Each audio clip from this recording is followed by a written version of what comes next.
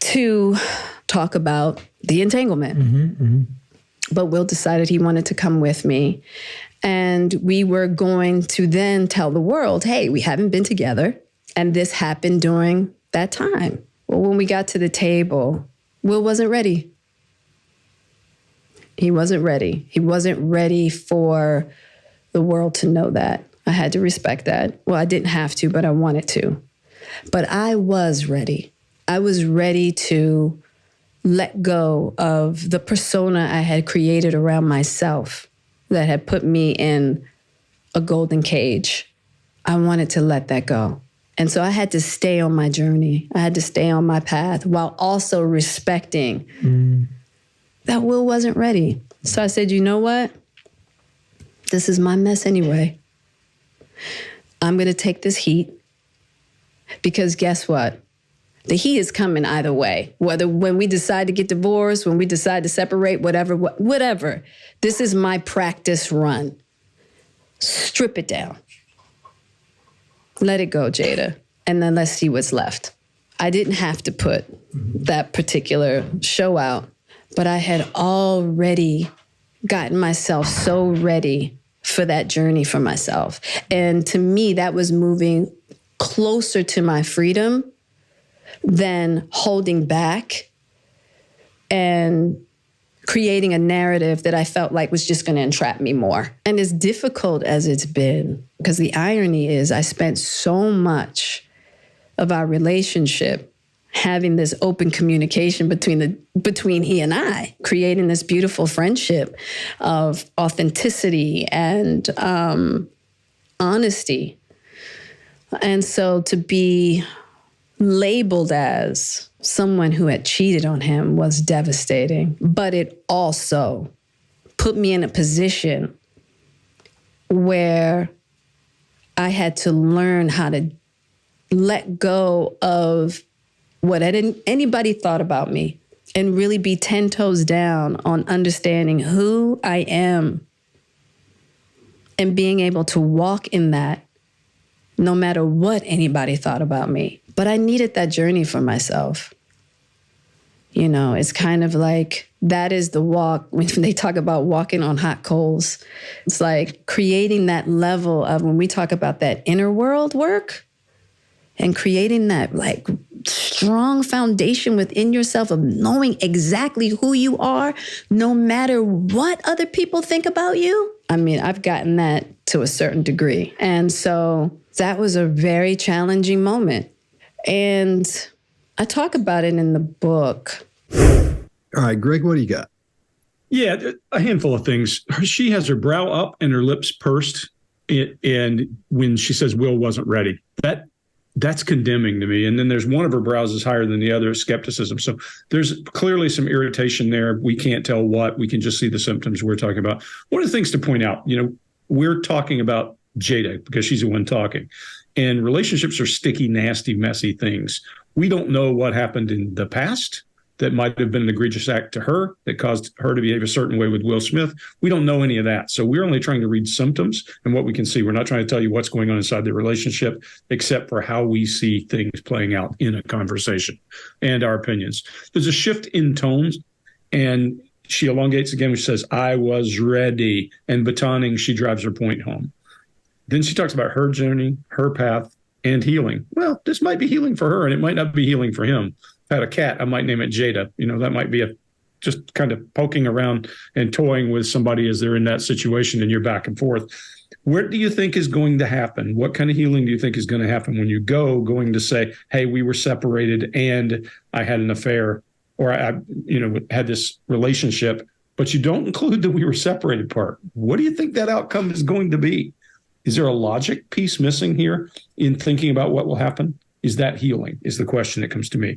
The big thing to me that's missing here are the hard questions from the interviewer. And I don't think that's the kind of interview it is. I would have said, what the hell were you thinking? Didn't you know this would turn out bad? And then she does that last thing where she says, I didn't have to put this show out. I agree with her. She didn't have to. And you see her foot flex. So probably there's some maybe remorse, who knows what, showing up there. Chase, what do you got? Entanglement is something that I experience annually, and it's with Christmas lights that are stuffed into old Amazon boxes. And other than a few jujitsu classes, I've not really been entangled with a human. So it's interesting, these extra words that are outside of norm that she uses for all of this stuff. And her repeating, he wasn't ready 3 times is significant here. Her body language is all flowing and honest, which doesn't mean she's being transparent. So let's make that distinction. Honest and transparent are not the same thing. So there's something in her psychology about his lack of readiness that I would pick up on as an interviewer here. And I would keep that phrase in my back pocket because she's exposing what's called a reasoning process.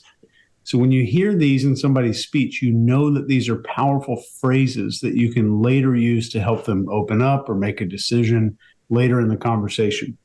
And then she says, the heat is coming. I'm assuming she means from people she doesn't know. And that's the trouble with living in what she refers to here as a persona. It means you will be emotionally affected by strangers you don't even know. Like if someone I don't know leaves a mean comment on our video and it hurts me, that means I have a very serious problem with reality. So if you're struggling with judgment from people who don't know you, there's a problem with you knowing you. That's the big issue here. It's her talking about knowing herself and being in herself and not even knowing who she is enough to be unaffected by these people's opinion. So her behavior here is similar to baseline from the other videos, which is restrained, self-soothing. At every point she's talking about will and consistently seeking social confirmation from the interviewer. And this is likely a mirror to her life. Think about those 3 things that I just said. It's a mirror to her life since we see it in most of her interviews. And she's still not speaking a word about Will's journey, his character, his desires, his integrity, only him not being ready. And I will leave that to you to make a guess at what that means. And it will be a guess. Mark, what do you got? Yeah, look, I couldn't agree with you more on the Will wasn't ready, and here's why. With my journey and closer to my freedom, we get really strong, direct down. It would be actually down her wheel plane, which is like that center plane there. If she didn't have a mic in front of her, I think she's only to the side of it because she can't come right down her wheel plane there, which means she's very direct and very decided about my journey and closer to my freedom. Then we get this great control gesture here a couple of times on my mess, my heat. Again, direct, clear, controlling. We get strip it down, where she comes right down the side at an angle and really cuts the air. And I'll talk in our next video about what I think she's talking about in terms of strip it down, because we will see her repeat that gesture with a different phrase. But with Will wasn't there, we get the hand coming out, and we get no line of energy there. So if you imagine, with all these things here, if she had an object in her hand, she would not drop that object. If she had a ball in her hand, it would still be there. The ball in her hand over here would just fall off her fingers and fall onto the floor. She drops the ball on that. And that shows a very definite feeling, I would say, in how she talks about control, and Will wasn't ready. So there may be something about him not being powerful enough, because these are really powerful gestures. I don't mean powerful enough in terms of his Hollywood status. There's nobody more powerful, probably. But there was clearly for her something that's lacking in him, something that is limp around that. An energy that isn't there, I would say. And she talks about the internal relationship again, and authenticity and honesty. And I'll come back to this idea of the internal and the external in our next video. Scott, what do you got on this one? All right. I'm not seeing any cues of deception here. I mean, there's nothing to be deceptive about. These are just confident cues of a skilled communicator. And I really think she's a skilled communicator. She's an actress or actor, however you say it these days. And I think she's doing a great job of getting what she wants to say across. However, from a psychological perspective, let's talk about what she's talking about. Whenever you start explaining things to the world and your concern is how the world sees you, and you start telling people what you've been doing because you've decided to tell the world what you're doing, the level of narcissism in that may be unrivaled when get to that point here. Oh, she gets better. If you think the world is concerned whether or not you're getting, the world is concerned whether or not you're getting a divorce, how removed from reality must you be? Earlier, I said what a sweetheart she was and how wonderful she was to this guy. I think that's fantastic. But there's something here that separates that. Maybe this is a character she's playing or something. That's the only thing I can think of. Maybe this is just her public persona that we're seeing. And the other one is who she really is. She's that sweetheart, that nice person that makes sure everything's good, takes care of people, apologizes for other people's mistakes, even who are in her group or whatever, to make sure everything's okay. Because when you start talking about the world and what the world thinks about you, well, if I ever say something like that, you call somebody, call Dr. Phil and get in here. Tell him he needs to go up in there and tweak some things, man, because that's not right. That's not right. And again, she talks about, like Mark was saying, she talks about herself and her journey. But her illustrators are all falling in the right place. Everything is where it should be and as it should be. And I don't feel, I might feel sorry for her because she's putting all this stuff out there. I think that might be the new personality she's moving from this persona we're seeing her that she was before to this new one. She's created a new person that she's becoming, and maybe that's why she's saying all these things like this. But that's not a lot to do with body language. It's mostly from the psychology side of it. But still, that this is some odd behavior we're seeing from someone who is, other than this, has not done anything weird or out of the ordinary as far as I'm aware. So.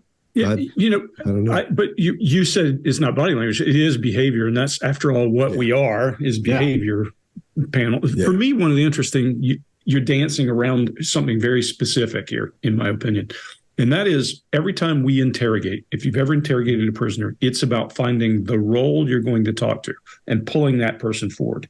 And that every one of us has many roles. You're a father, a brother, whatever you are in your life, and you're somebody who gives advice, whatever your role is. You might be a fireman, you might be whatever. I don't want to talk to the tough role. I want to pick that weak role and pull that weak role out and show them how fragile their little egos are. And if she is playing her only card out front, and this is really who she is, and she's worried about how people feel about her divorce, that's dangerous territory, Chase, to your point. And I'm thinking about all the people that are watching right now. What Greg just said is worth at least $10,000 if you take that piece of advice about speaking to certain roles. And Mark, I cannot believe you didn't get the golden cage thing. The golden cage is like a Hare Krishna key principle of, like, the bird is dying inside the cage, but we're polishing the outside. Yeah. It's also a song by a band called The Whitest Boy Alive. Pretty good song. It's a classic music hall song. I'm only a bird in a gilded cage. It's beautiful, beautiful British music hall song. But the last question I have is, did anybody else notice in the interview, she said they were never going to divorce, but she's talking about divorce here? Yeah. A lot of that. Yeah. Weird. Yeah. All over the place. Well, that was the other persona. Yeah, right. The one she should have brought to the dance. One of those tape replays. To talk about the entanglement. But Will decided he wanted to come with me. And we were going to then tell the world, hey, we haven't been together. And this happened during that time. Well, when we got to the table, Will wasn't ready. He wasn't ready. He wasn't ready for the world to know that. I had to respect that. Well, I didn't have to, but I wanted to. But I was ready. I was ready to let go of the persona I had created around myself that had put me in a golden cage. I wanted to let that go. And so I had to stay on my journey. I had to stay on my path while also respecting that Will wasn't ready. So I said, you know what? This is my mess anyway. I'm going to take this heat because guess what? The heat is coming either way, whether when we decide to get divorced, when we decide to separate, whatever. This is my practice run. Strip it down. Let it go, Jada. And then let's see what's left. I didn't have to put that particular show out, but I had already gotten myself so ready for that journey for myself. And to me, that was moving closer to my freedom than holding back and creating a narrative that I felt like was just going to entrap me more. And as difficult as it's been, because the irony is I spent so much of our relationship having this open communication between he and I, creating this beautiful friendship of authenticity and honesty. And so to be labeled as someone who had cheated on him was devastating, but it also put me in a position where I had to learn how to let go of what anybody thought about me and really be 10 toes down on understanding who I am and being able to walk in that no matter what anybody thought about me. But I needed that journey for myself. You know, it's kind of like that is the walk when they talk about walking on hot coals. It's like creating that level of when we talk about that inner world work and creating that like strong foundation within yourself of knowing exactly who you are, no matter what other people think about you. I mean, I've gotten that to a certain degree. And so that was a very challenging moment. And I talk about it in the book. If you like this video, get the full body language breakdown and analysis on our main channel by clicking this video right here.